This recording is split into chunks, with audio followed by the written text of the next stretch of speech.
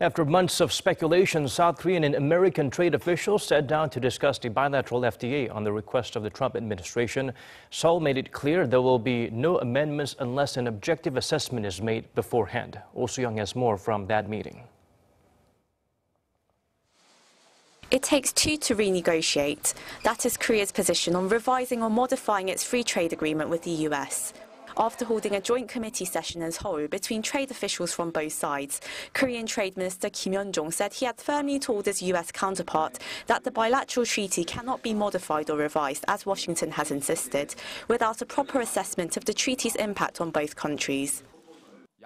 We have not reached any agreement. Seoul has certainly not agreed to Washington's unilateral call to revise or modify the deal. We have stressed that there first needs to be an objective review, which is conducted by both sides. The joint session had been requested by the U.S. Trade Office last month to consider possible amendments regarding market access in South Korea for U.S. businesses, but most importantly, to address what Washington insists is an unfair trade imbalance between the two countries. We have explained that the FTA is not to blame for its trade deficit, which doubled after the treaty's enactment. It's likely due to various micro and macroeconomic factors in the American economy.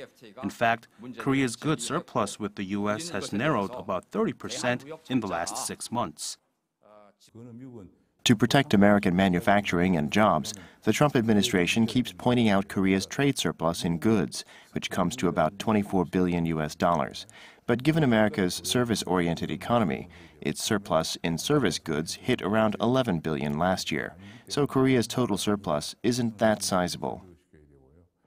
In fact, the U.S. Trade Representative Office said in a report last year that America's shipments of manufactured goods to Korea had actually grown by 8.4% by 2015, after the FTA took effect.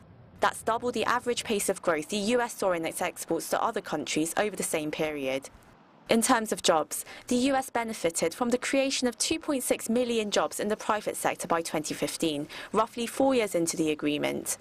Trade Minister Kim said arrangements for follow-up talks had not been set, and that Korea will wait for Washington's response to its proposed analysis on the impact of the treaty, while preparing for all possible scenarios. Soo-young, Arirang News.